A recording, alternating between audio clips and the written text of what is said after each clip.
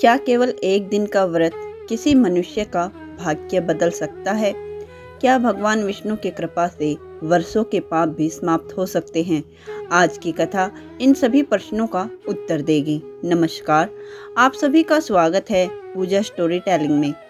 यदि आप भगवान विष्णु और भगवान शिव के भक्त हैं तो कमेंट में ओम नमो भगवते वासुदेवाय अवश्य लिखें। आइए श्रद्धा और विश्वास के साथ योगिनी एकादशी की दिव्य कथा का शुभारंभ करते हैं। बहुत समय पहले स्वर्गलोक में धन के अधिपति कुबेर का राज्य था। कुबेर केवल धन के स्वामी ही नहीं थे, बल्कि भगवान शिव के परम भक्त भी थे। प्रतिदिन प्रातःकाल वे बड़े प्रेम और श्रद्धा से भगवान शिव का पूजन करते थे।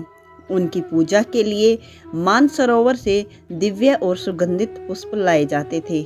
यह महत्वपूर्ण कार्य हेममाली नाम का एक यक्ष करता था। हेममाली समय का बहुत पाबंद था। वह प्रतिदिन सूर्योदय से पहले मानसरोवर पहुंचता, वहां से सुंदर कमल और अनेक दिव्य पुष्प चुनता, फिर शीघ्रता से कुबेर के महल पहुंचकर भगवान शिव की पूजा के लिए वे पुष्प अर्पित करता। कई वर्षों तक यह क्रम बिना किसी बाधा के चलता रहा, लेकिन एक दिन ऐसा आया जिसने हेममाली का जीवन पूरी तरह बदल दिया। हेममाली की पत्नी का नाम विशालाक्षी था। वे एक दूसरे से अत्यंत प्रेम करते थे। एक दिन हेममाली अपनी पत्नी के साथ बातचीत और स्नेह में इतना खो गया कि उसे समय का ध्यान ही नहीं रहा। उधर पूजा का समय निकट आ गया। कुबेर भगवान शिव की आराधना के लिए तैयार थे, लेकिन पुष्प अभी तक नहीं पहुंचे थे।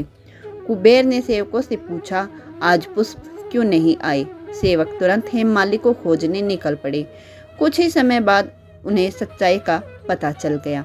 उन्होंने लौटकर कुबेर से कहा, महाराज, हेममाली अपने कर्तव्यों को छोड़कर अपनी पत्नी के साथ समय बिता रहा है। यह सुनते ही कुबेर अत्यंत क्रोधित हो उठे। उनकी आंखों में क्रोध की ज्वाला प्रकट हो गई। उन्होंने तुरंत हेममाली को अपने सामने बुलवाया। डर से कांपता हुआ हेममाली राजसभा में पहुंचा। उसने सिर झुका लिया। कुबेर ने कठोर स्वर में कहा, हेममाली, भगवान शिव की सेवा से बड़ा तुम्हारे लिए कोई कार्य नहीं था। तुमने अपने कर्तव्य की उपेक्षा की है। जो भगवान की सेवा में लापरवाही करता है वह दंड का भागी बनता है। इतना कहकर कुबेर ने हेममाली को भयंकर श्राप दे दिया। कुबेर ने क्रोध से भरकर कहा, हेममाली, तुमने भगवान शिव की सेवा में घोर लापरवाही किया है, इसलिए मैं तुम्हें श्राप देता हूँ कि तुम इसी क्षण स्वर्ग से पृथ्वी पर गिर जाओ। तुम्हारा सुंदर शरीर कुष्ठ रोग से ग्रस्त हो जाएगा। तुम अपने कर्मों का फल भोगते हुए जंगल जंगल भटकते रहोगे। जैसे ही कुबेर ने यह श्राप दिया, उसी क्षण उसका प्रभाव दिखाई देने लगा। हेमा मालिनी का तेजस्वी शरीर बदलने लगा। क्षण भर में उसका शरीर कुष्ठ रोग से पीड़ित हो गया। वह स्वर्ग से पृथ्वी पर आ गिरा। चारों ओर घना जंगल था, न कोई अपना था न कोई सहारा। भूख और प्यास से उसका शरीर कमजोर होता जा रहा था। कुष्ठ रोग की पीड़ा उसे दिन रात सताती थी। अब उसे अपनी भूल का गहरा पश्चाताप होने लगा। वह बार बार सोचता, यदि मैंने अपने कर्तव्य को नहीं छोड़ा होता तो आज यह दिन कभी नहीं देखना पड़ता। समय बीतता गया। हेममाली जंगलों और पर्वतों में भटकता रहा। एक दिन भटकते भटकते वह हिमालय के पवित्र क्षेत्र में पहुंचा। वहां उसे एक शांत और दिव्य आश्रम दिखाई दिया।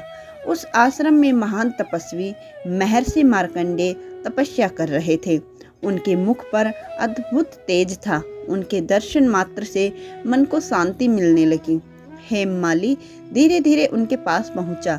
उसने विनम्रता से उनके चरणों में प्रणाम किया। महर्षि मार्कंडेय ने करुणा भरी दृष्टि से उसकी ओर देखा। उन्होंने पूछा, वत्स, तुम कौन हो? तुम्हारी यह दशा कैसे हुई? हेममाली की आंखों से आंसू बहने लगे। उसने हाथ जोड़कर कहा, हे गुरुदेव, मैं स्वर्गलोक का यक्ष हेममाली हूँ। मैं धनाध्यक्ष कुबेर की सेवा करता था। मुझसे अपने कर्तव्य में भूल हो गई। मैं भगवान शिव की पूजा के लिए समय पर पुष्प नहीं पहुंचा सका। मेरी इसी गलती से क्रोधित होकर कुबेर ने मुझे शाप दे दिया। तभी से मैं इस भयंकर रोग और दुख को सह रहा हूँ। हे ऋषिवर, यदि मुझ पर आपकी कृपा हो जाए तो कृपया मुझे इस कष्ट से मुक्ति का मार्ग बताइए।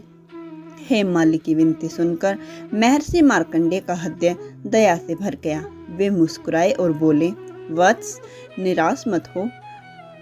हर पाप का प्रायश्चित संभव है यदि मनुष्य सच्चे मन से भगवान के शरण में आए। मैं तुम्हें एक ऐसा व्रत बताता हूँ जिसके प्रभाव से तुम्हारे सभी पाप नष्ट हो जाएंगे। हेममाली ने उत्सुकता से ऋषि की ओर देखा। महर्षि मार्कंडेय ने हेममाली से कहा, वत्स, ध्यानपूर्वक मेरी बात सुनो। आषाढ़ मास के कृष्ण पक्ष में आने वाली योगिनी एकादशी अत्यंत पवित्र और पुण्यदायी मानी गई है। जो भी मनुष्य इस एकादशी का व्रत श्रद्धा और विश्वास नियम पूर्ण करता है, उसके बड़े से बड़े पाप भी नष्ट हो जाते हैं।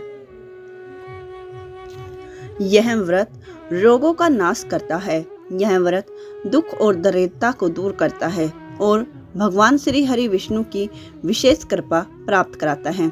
तुम भी पूरी श्रद्धा से योगिनी एकादशी का व्रत करो।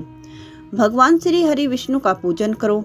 रात्रि में भजन कीर्तन और जागरण करो। द्वादशी के दिन विधि पूर्वक व्रत का पारण करना। निश्चय ही तुम्हारा कल्याण होगा। महर्षि की वाणी सुनकर हेममाली के हृदय में आशा का दीपक जल उठा। उसने हाथ जोड़कर कहा, गुरुदेव, मैं आपके बताए हुए प्रत्येक नियम का पालन करूंगा।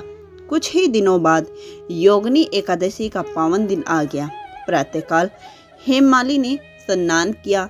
उसने स्वच्छ वस्त्र धारण किए। पूर्ण श्रद्धा के साथ भगवान श्री हरि विष्णु का स्मरण किया। उसने संकल्प लेकर योगिनी एकादशी का व्रत आरंभ किया। दिन भर भगवान के नाम का जप करता रहा। वह बार बार प्रार्थना करता, हे प्रभु, मेरी भूल को क्षमा कीजिए, मुझे अपने चरणों में स्थान दीजिए। रात्रि में उसने भगवान विष्णु के भजन गाए। पूरी रात जागकर प्रभु का स्मरण करता रहा। उसका मन अब संसार से हटकर भगवान की भक्ति में लग चुका था। द्वादशी के दिन उसने विधि पूर्वक भगवान विष्णु की पूजा की, ब्राह्मणों को सम्मान किया, दान दक्षिणा अर्पित की, फिर नियम पूर्वक व्रत का पालन किया। जैसे ही व्रत पूर्ण हुआ, एक अद्भुत चमत्कार हुआ। हेममाली के शरीर से कुष्ठ रोग समाप्त होने लगा। उसका शरीर पहले की तरह सुंदर और तेजस्वी हो गया। उसके मुख पर दिव्य आभा लौट आई। वह आनंद से भर उठा। उसकी आंखों से कृतज्ञता के आंसू बहने लगे। उसने भगवान श्री हरि विष्णु और महर्षि मार्कंडेय को बार बार प्रणाम किया।